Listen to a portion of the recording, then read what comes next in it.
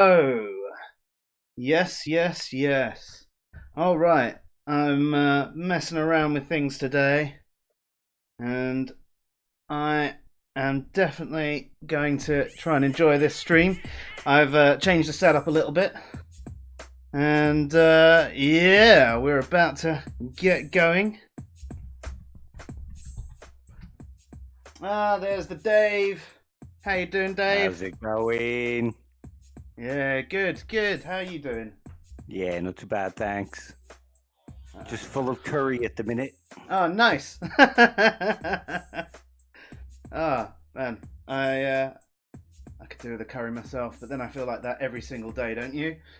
Yeah, that's why we have it like every week. Nice. Do you always make it yourself, or Yeah, yeah? Wicked. well, kind of. We use, have you heard of Patak's Yeah, curry pots? yeah. Yeah, that's what we use. And then I mix in a few of my own spices and whatnot. Oh, nice. Yeah. It's quite a lot of effort to actually make a curry from scratch. I've done it a few times.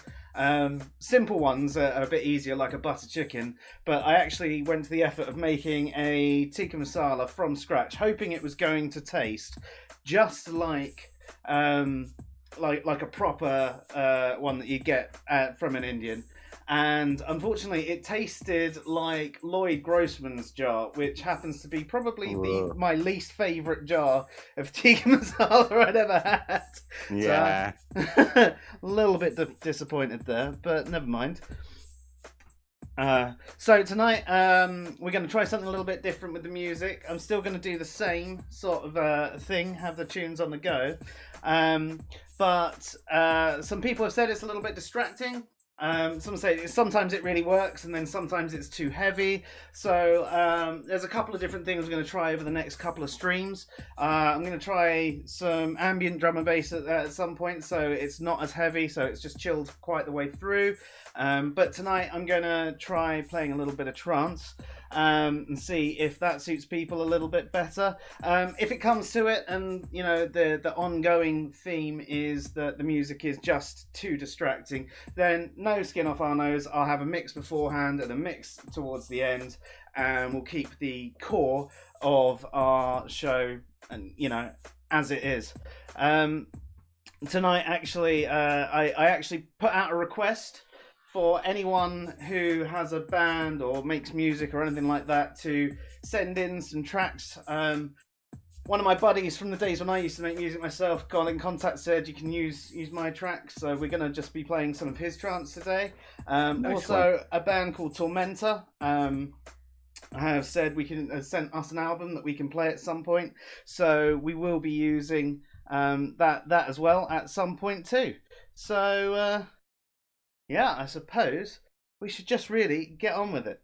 So I'm gonna rely on everyone out there to tell me how the levels are, because obviously I can't hear things in Twitch land like you can. And I've actually got the decks turned down really low so that I can handle the conversation with Dave. Because I'm And big brained. oh yeah, and I'm scatty as hell. Although thankfully I'm 3 days off of the painkillers, I'm still in a bit of pain. But the advantage there is my brain is slightly more focused, and would be even more focused if I'd got more than 4 hours sleep last night. Ooh, deadly. So, is that level okay in the background?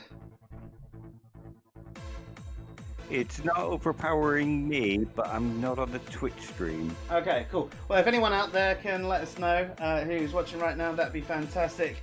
We'll take no news as good news. Right, so tonight's stream is going to be discussing Ridicule. I actually prepared a few notes. But before we discuss this, we actually had a question on the last stream, which is absolutely fantastic. So basically, we do the quick fire rounds, and Dave gives lots of quick, snappy answers, but he doesn't really expand on them unless he feels he needs to afterwards.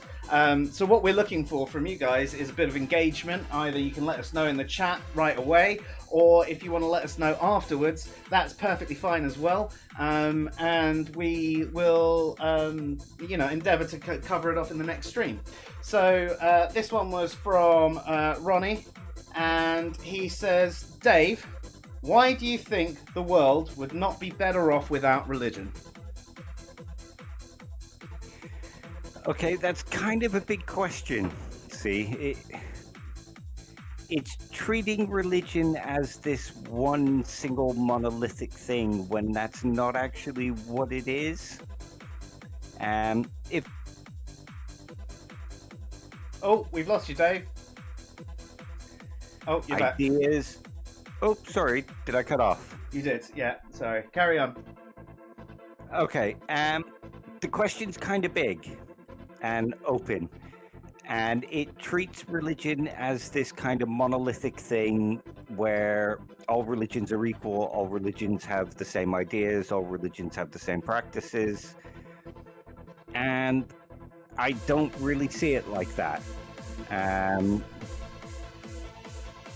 If you were to ask me, are there religious practices or religious traditions or religious actions that the world would be better off, my answer would have been yes.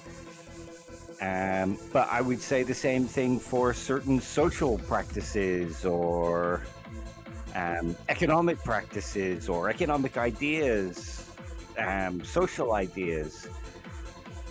It's too vague of a question to say, can we do without religion? Plus, religion can make people charitable, hopeful. It can do well. And I think this question sort of equates Christianity or Islam with religion itself. So when people say, would the world be better off without religion? They're thinking, would the world be better off without Islam or without Christianity or a particular religion in mind? Right, yeah. And like I say, it's too vague. I mean, you've got, say, Buddhism in Thailand or Shinto in Japan. They're very different to, say, Islam. Would you say they're more peaceful religions themselves? I would. And they're different. They're like Shinto. There are practitioners, but it's a traditional thing and it's a cultural thing. So like I say, if you were to say, are there religious practices we could do without, or religious attitudes or religious ideas? Yep, I'm all for that. But there's lots of, I'd say the same thing about a lot of atheist ideas and attitudes as well. Yeah, that's fair enough. There's a lot of that example. I suppose the other thing as well, religion served a big purpose as part of our survival as well, didn't it? It sort of brought people together. There's also people who make some crazy claims like, oh, if it wasn't for religion, I'd go around raping and killing and all that. And when I hear people say that, I go, well, you better damn well keep your religion then. Yeah. I mean, I don't think they actually would do those things. No, I don't think But they would if it's either. in the back of their head, it does make you wonder. Yeah. Yeah, it definitely does. So, I mean, the thing is, so, as you're saying, religion isn't necessarily this big monster. It's potentially the people. I was saying religion potentially isn't really this big monster. It's perhaps the way people use it as a tool to beat other people over the head with it. And so that's the thing, though, right now, if it was a binary thing, if there was suddenly no religion, we've had religion, but there was suddenly no religion anymore, would that change your thing? Suddenly everybody realised, oh, well, actually, no, we don't believe in God for whatever reason. Do you think that would be a different situation, or do you still think that as a people we should keep it on? That's a very good question.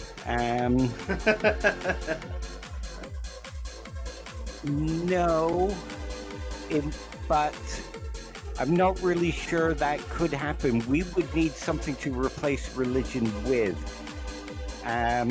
Nietzsche kind of goes into this. I know there's the famous God is dead thing that people post from Nietzsche, but it's part of an argument, and it's a guy running down the street proclaiming God is dead and we have killed him. Where do we find hope? Where do we find morals? Where do we find reasons to live? You know, that kind of thing. Mm-hmm. And he's saying, he essentially argues that we need to replace these things with something else in order to successfully come out of religion. So if everybody tomorrow was to say there is no God, or I don't believe in God, we still need to replace those value systems with something, and we still need to give people hope, reasons to live, codes of conduct. I know a lot of people like to say, oh, I've got empathy, therefore I don't need religion to be good. But yeah, look at something like, oh, ridiculous ideas deserve ridicule. Where's the empathy there? They've just replaced some kind of code with, oh, it's all right to bully people. Yeah, definitely. And that is actually the topic for tonight. Do ridiculous beliefs really deserve ridicule? And I actually think that statement is a bit of a ridiculous belief in and of itself. So by that, do we deserve to ridicule those people? I honestly don't think that we necessarily do. But I mean, if we're going to be using their own things against them, their own statements against them, then potentially. But I did. It does seem a bit like victim blaming to me. So it's obviously it's not as bad as one of these things. But if we were to say, if ridiculous beliefs deserve ridicule, so someone's got a ridiculous belief, so they deserve to be ridiculed, is that the same as saying, if you leave your wallet on the table, you deserve to have it stolen? Or if someone dresses a certain way, they deserve to be attacked or raped or anything like that? Obviously, ridiculing someone isn't necessarily as bad, but it is pretty much bullying them. And you're not actually attacking the belief, you're attacking them directly. And that is a big part of the problem. Because people's beliefs are ingrained as a big part of them. So you attacking a belief attacks part of them. And if you're trying to convince someone of your position, then you should probably be respectful and try and engage them in a decent conversation. And, that would probably work a hell of a lot better. And if you're not trying to convince them of their belief and you're actually just ridiculing them because ridiculous beliefs deserve ridicule, and you've got nothing deeper than that, then you are a bully. And if you think bullying is wrong, then perhaps you should stop. Because, I mean, I don't know about you, Dave, but I generally think, especially in the realm of the internet, ridicule is one of the least effective tools that we have as part of our tool belt. I agree. Here's a couple of things to think about. With the AiR and raw rock thing, okay? Well, that's a ridiculous belief. It is. But how many atheists actually ridiculed him in that same way? And how many, when we kind of mocked him a little bit, came to us and says, oh, you're dividing the community, stop doing things like that? Yeah, we were suddenly bad by doing what we were doing. Yeah, so it's not so much ridiculous beliefs deserve ridicule, it's people outside of my in-group deserve ridicule. Which again is tribal nature, binary thinking. It's not good. It's not what we should be doing as a species, especially if we regard ourselves as moral people. Now, don't get me wrong, sometimes we snap, sometimes someone is just so annoying in some way, shape or form that we snap, and we're only human. Sometimes it does come to that. Sometimes you need to disengage from a conversation and you just, for whatever reason, it's the only way you can do it. But more often than not, it's not the best way to do it. It's not the best way to convince someone of your position. No, it's not. And the other side is, as well, is, I mean, with a ridiculous belief, what exactly do we mean by a ridiculous belief? Because who's got the monopoly on what is actually ridiculous? And what I mean by that is, to say a young Earth creationist, it might seem ridiculous that we evolved from monkeys, who evolved from earlier primates, who evolved from earlier species, all the way back to being bloody fish. That could seem completely ridiculous. And now, don't get me wrong, there's a lot of evidence supporting evolution, but to them, it seems ridiculous. So if it seems ridiculous to them, does that give them the right to ridicule? It's no real different, is it? Admittedly, some of their beliefs might not have any backing whatsoever, other than that's what I believe because it's written here in my Bible, but that still doesn't give us a reason to ridicule them. We want to encourage critical thought.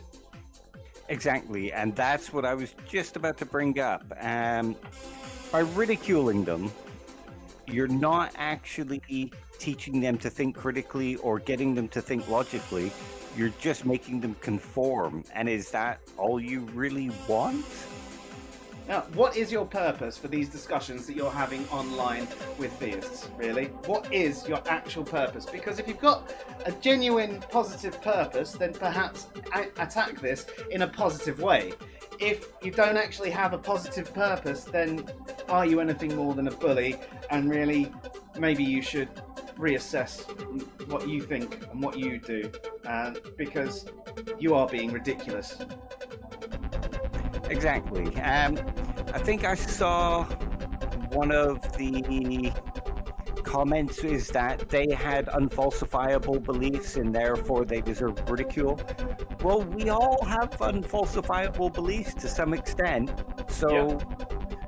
I mean, if you believe your wife loves you, or your girlfriend loves you, or isn't cheating, in order to falsify that, you have to go out and get somebody to try and get her to cheat with you. So, are you going out and getting somebody to try to cheat with your girlfriend or your wife? If not, you have an unfalsifiable belief. Yep. It's a good one. I like that. Yeah. I mean, do we mock somebody because they think their partner loves them? Oh shit. I got married. Clearly, that was completely irrational. Therefore, I have an irrational belief that my partner loves me. Therefore, you should mock me. Mock me in my monkey pants. Exactly. You fool. But no, that's it. I mean, if all you want is people to conform to your in-group, then go ahead and mock them. Make fun of them.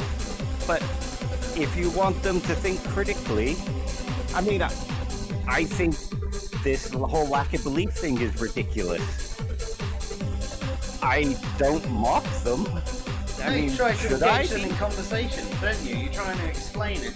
You try and explain the way propositional logic works, second-order beliefs, and all the problems with something being defined just by what it lacks. There's so many different things that you try and discuss with, and you get people still being defensive and still being like, and I mean, and this is trying to be reasonable, but if you mock them, they're instantly on the defensive. They're instantly not going to listen to what you say. And that's probably not the best. But there are probably times when I think ridicule could work. I'm not necessarily saying it's a positive thing, but I think if you have a rapport with someone already, and if you've maybe got close proximity as well, then yeah, ridicule could work. I mean, if Dave was to turn around to me and go, Joe, that's a bit of a ridiculous belief, I would second guess myself, because he's someone I respect, he's a friend, I've got a good rapport with him, he is quite knowledgeable about the topics that he really looks into, like a wealth of philosophical information. So if he's making that statement, then obviously I go, hang on. But if some random on the internet goes and says something to me, oh, you're an idiot for thinking that, you're ridiculous, you're an idiot for saying agnostic doesn't only deal with knowledge, or whatever they're saying, then I'm just going to be like, fuck off. Yeah, that's it. And that's the one thing that does matter if you want somebody to actually change their mind. Not not just play along with your idea or conform to your standard. If you really do want them to change their mind, respect actually matters. Really matters. Yeah, definitely. So, yeah, I mean, people don't respect William Lane Craig, so they don't listen to him. On the atheist side. yeah.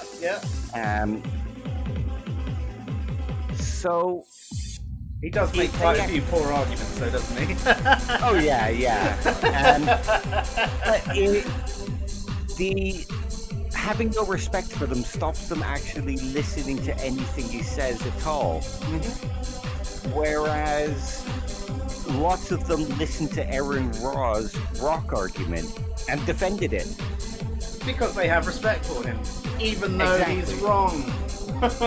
Yes, very wrong. But that's the point. If you respect somebody enough, you will actually conform your opinion to them if you think they know more than you, or they're right, or you should be following them. Yeah. And it's that simple, when trying to change your mind, respect matters. And actually, as Dave just said, if someone's got enough respect for someone, then they don't even need to be right. They don't even need to be clever. They don't even need to make sense. They can be describing mental states in something that doesn't have mental states, and people will go, oh yeah, that sounds right, yeah. I mean, we've got this whole network of beliefs. If you're saying you lack belief, you're holding the belief that you don't have a belief in this thing. It's actually frustrating how many people found this convincing. No, lack only means that you don't have a belief. Okay, but you have a belief in relation to this subject. No, I don't. Okay, do you believe God exists? No. So you don't believe God. Oh, no, I have no beliefs or opinions on it whatsoever. That's what makes me an atheist. What? I mean, that in itself is ridiculous, is it not? It is. And I apologise for my mocking tone there, but I got a bit passionate.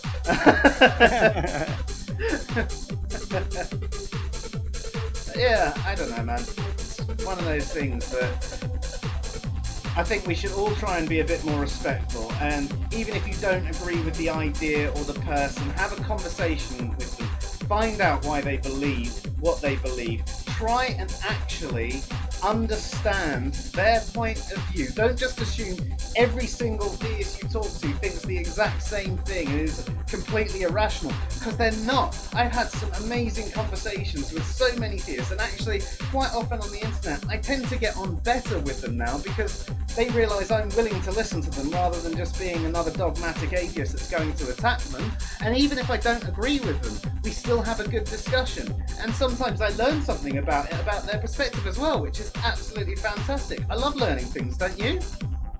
I do. Hence the 2 degrees. Yeah, prime example. So, yeah, I don't know. Well, here's another thing, and this is something that a lot of atheists will say and agree with. We cannot choose our beliefs. So even if you mock somebody into silence, you won't change their belief, you'll just change them actually expressing it. Yeah. And in order to change their belief, you have to give them better arguments and reason to believe something else. Yeah, definitely. Yeah, I mean, that's the way it goes, you know. At the end of the day, a belief is, in a way, a conclusion. You've been convinced to think a certain way. You think this is true. Why do you think this is true? Because I've been convinced of this. Or I don't think it's true, or I believe it's not true. Whichever way you're in, you've been convinced or unconvinced, one way, shape, or form. And so, that's it. It's far more complicated, and this is one of the things that really put me off the atheist movement when, a few years back when all that started coming out. Oh, ridiculous beliefs deserve ridicule, and it's like, I don't know. It just feels like bullying and vapid and empty rhetoric designed to make one side feel more powerful and competent than the other. And to be honest, I mean, we can see that in the atheists anyway. Atheists are smarter, more intelligent, more rational, blah blah blah. I mean, I do get that there is a correlation, that there is generally a slight incline in certain areas, but then a lot of that comes down to the upbringing and the education and all of that. A lot of religious people are actually homeschooled and things like that. So if you're weighing it up like that, if you've been unable to get a decent education and get these decent critical thinking skills, then you're gonna test worse. So realistically, it's not even a great test. I'm sure if you did it like for like in a school that a really, really, really good one, say, but half the people on the test were really religious and half of them weren't, I bet they'd be about similar, because they're going to have had the same opportunities, very similar backgrounds and all that sort of thing. If it's a really good school, there's going to be a bit of money there in the families. They're going to have been able to support them and all that sort of thing. So, yeah. That's it. If the promotion of critical thinking is what's important to us as atheists, that's what we should be doing. We should be promoting critical thinking. We should be engaging them not as enemies, but as potential critical thinkers. There will be those outside of our reach, don't get me wrong. But the same can be said for both sides, can't it, as well? Exactly, that's what I was just going to say. There's plenty of atheists I've met who won't listen because they're absolutely certain that they already know. We had a discussion last night about somebody claimed that all claims about reality require scientific evidence. Oh, yeah. And when confronted with a claim about reality that doesn't require scientific evidence, he immediately admitted it didn't and said, well, and my thing was, a claim about reality was my bus was late. I told my missus that the bus was late, and that's why I was late. And he said, well, if your missus doesn't trust you, that's on you. And I said, well, the point is, I don't need to provide scientific evidence. And then he sort of realized the kind of bind he got himself into.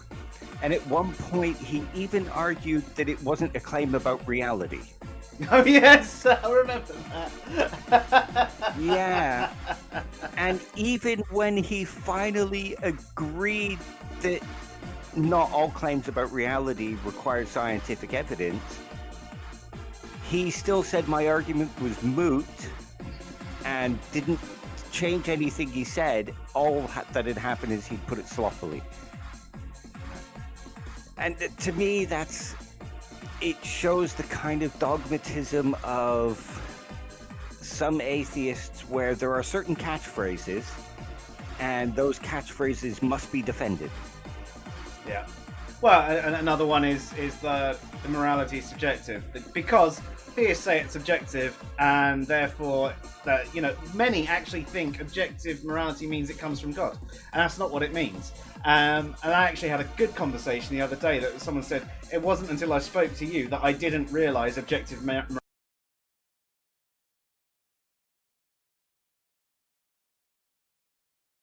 these things. And to be honest, you have a lot of different ways you can slice this one. There's arguments for both, and it depends on what you can. I think to be honest, I'll leave the morality conversation because I'll get deep into it.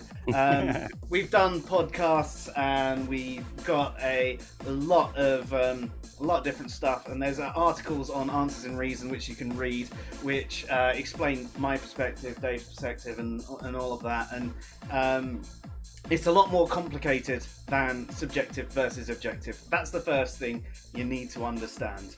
And once you can go, oh, okay, with that, you might be a bit more receptive. You might still end up concluding, no, I still think it's subjective, but you'll be more informed as to why you think that, rather than just going, it's subjective, it's subjective, it's subjective. That's it. I think one of the most important things is to be informed. And that's one thing a lot in the community will say. I like to be as informed as possible. I like to hold as many true beliefs as possible. But then you see this sort of inherent need to reject any information that doesn't already conform. Yeah. Yeah. Yeah. So, It's one of those things, isn't it? There's not much you can really do about it, other than try and get people to listen, and they're not going to listen if you're just ridiculing. What, you think morality is subjective? You're a fucking idiot. You're not going to listen to someone who says that, are you? If you go, well, I know have you I won't. considered it this way? What about this? Do you realise if it's wholly subjective, then this is what it means? Now, they might not be receptive. They might not listen.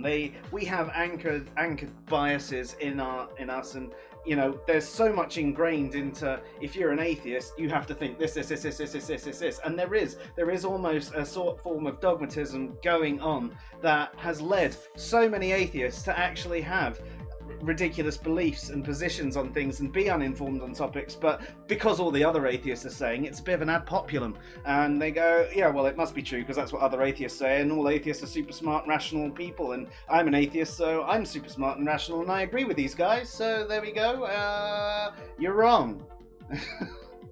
well, there's something that I'm just thinking.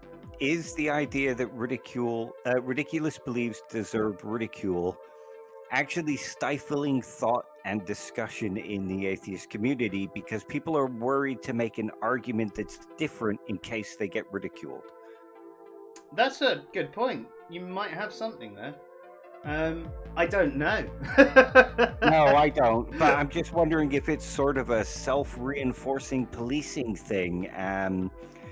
People are afraid to look elsewhere just in case they start having different ideas and therefore start getting ridiculed by the community that they feel part of. Yeah, no, you could be right there, dude. Yeah, it's an interesting one because no one wants to be ridiculed. No one wants to be made to feel small. As I said, it's a form of bullying, and some people are bullied all their lives. And sometimes, you know, people who have been bullied become bullies.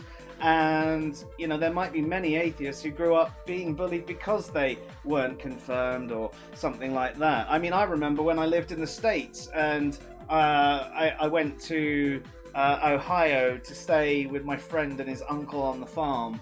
And we had to get up at 6 a.m. to go to a church service. And then they asked why I didn't go up. And I was like, you know, I wasn't even religious. And then they started making fun of me because I wasn't confirmed. And it's like, what? You know? And I could have then turned it back around and started ridiculing their beliefs. And do you know what? There was probably a time where I did go through a phase like that. I think everybody, when they transition out of religion, almost needs to reaffirm things to themselves and sort of try and feel part of another group, because you've been in that group and you go and find your new one and this is what everyone's doing. And, you know, perhaps it's a natural thing. It doesn't matter that it's a natural thing, though. Snake bites are natural. It doesn't make them good. So if we can understand the behaviours and understand that perhaps we are doing something wrong, then perhaps we can adjust our mentality and, you know, move on. Here's the thing as well, though. People actually have to care, I suppose. Yeah, that's true. You have to care about doing your best to be a good moral person, convince people, etc. Yeah. And you have to care about wanting to get more critical thinkers or change their beliefs. If you're in it for the image, like, oh, look at how super rational I am, then you're not going to care. You're just going to care about coming across as the ideal member of this community. Yeah, exactly. Yeah, definitely. Is there anything else you think we need to cover on this topic, or should we leave it up to the audience to ask any questions they've got on it, and we'll come back to it in the next stream? Yeah, come back to it in the next stream. Cool. Well then, I think it is time maybe for our quick fire round. Sounds good to me. So, this is the quick fire round where Dave has to answer a number of questions as quickly as he can. He has to give short, hopefully one word or one sentence answers. Some of them are really big questions, so it's really difficult. If you're interested in anything, then please ask us either on Twitter, via the Twitch stream, by email, on the website, on YouTube, whatever you want to know. Just let us know and we will do our best to come back to you. So Dave, you ready? Yep, go for it. Okay. Dave, what is morality? It's a system of values of action. And it's more complicated than that, but it's basically how we determine the value of action. And in a few words as possible, what do you think the purpose of morality is? I generally go with Aristotle's, it's for human flourishing. Of the various moral theories that there are, which do you feel best represent that, if you had to choose one? Value pluralism. Cheeky, love it. No. Go for virtue ethics. Nice, yeah. And of the various moral theories, which do you feel least represents the purpose? Divine command theory. Define amoral. It's an action that it's not about morality. It doesn't include morality. So like picking up a stone is an amoral action. Okie dokie. Define unmoral. It's something that doesn't include morality at all. So it's nothing to do with morality. And define non-moral. It's something for which morality doesn't count. Of the three that we just spoke about, which do rocks fit under? Non-moral. Why? Because there is no concern of morality with rocks. They don't have thoughts, actions, or deeds, so... Yeah, nice. That's the end of today's quick fire round. I finally found the track that I wanted to play in the background. Nice one. You might remember it from our Fallacy of the Week. Aye. Yeah. I like this one. Right, well, I think that pretty much wraps up what we had to discuss today, though, don't you? Yeah, nice one. That was fun. Yeah. And quick. Yeah, no, definitely good to get a conversation out there. I think we should try and keep up doing a couple of streams like this. Obviously, tomorrow we're not doing our own stream. We are appearing on Cheshire's stream, where I would put links on Twitter and Facebook and all of that sort of stuff when we've got that. So we're going to be going through Aaron Ra's post. So it's going to be a Goblin read. And going through Aaron Ra's post on why he thinks atheism is only a lack of belief and why other definitions are wrong and why he is being prescriptive, basically. Yeah, it's going to be a lot of fun, I think. Yeah, definitely. So I hope you join us for that one. And then we'll be back, I think, on Thursday, because I'm out for dinner Wednesday night. So only 2 streams from us this week. But yeah, I'm definitely looking forward to this stream tomorrow. Nice one. Yeah, Thursday sounds good. Yeah, on Thursday I think Martin might actually join us as well. Nice one. Yeah, he said he was working on a topic and if he managed to get enough knowledge in his head, he'd join us for the next stream. So nice one, looking forward to that. Right, thank you everybody who watched live. Thank you everybody who's going to watch the streams. And yeah, have a good one. You've been listening to SciPhi by the Fresh Air Broadcast, and I'm Joe. And I'm Dave. Good night all. Good night all. Take it easy.